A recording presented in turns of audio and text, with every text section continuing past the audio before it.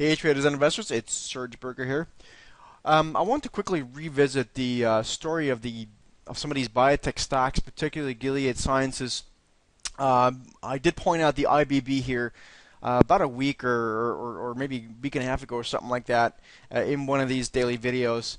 And basically, my base case it was just this. I mean, if you just scale back a little bit, you can see there's just been a massive move higher in IBB. So when this kind of thing breaks down 10, 15%, people freak out.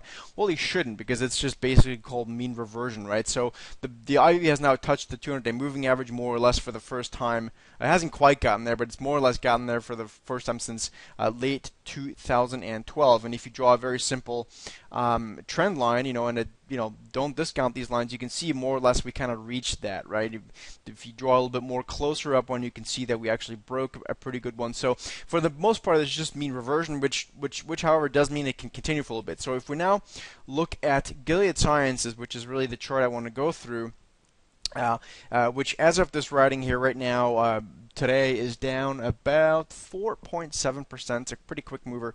And you can see this chart, obviously not surprising, is very similar to the one of IBB.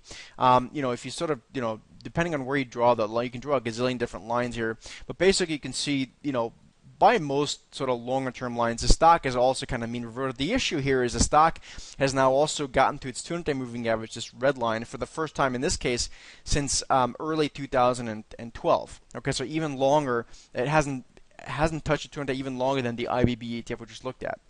More importantly, though, what's happened here, and this is a development we've seen for some of the social media stocks and some other things over the past couple of weeks, is these sort of bear flags. It's technical analysis 101, but these bear flags work very well when you know when you should pay attention to them. In other words, in what scenarios, in cyclical bull markets, and then in what scenarios within any given sector or group of stocks.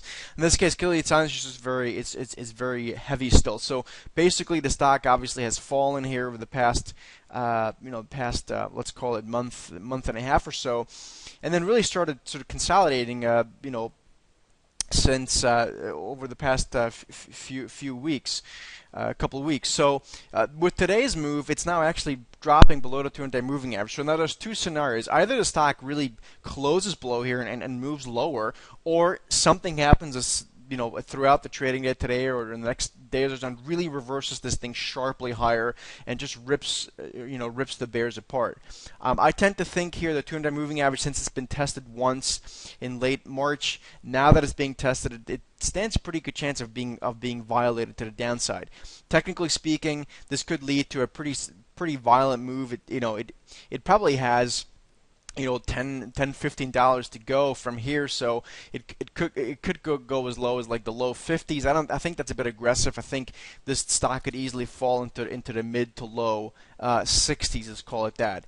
And so just keep in mind that these biotech stocks, just because they've been working and going up for years, they can still correct more. I think that's really kind of the point I wanted to run home today. I hope this makes sense. As always, if you've got any questions, you can hit me up on my Twitter handle, which is SteadyTrader. Take care.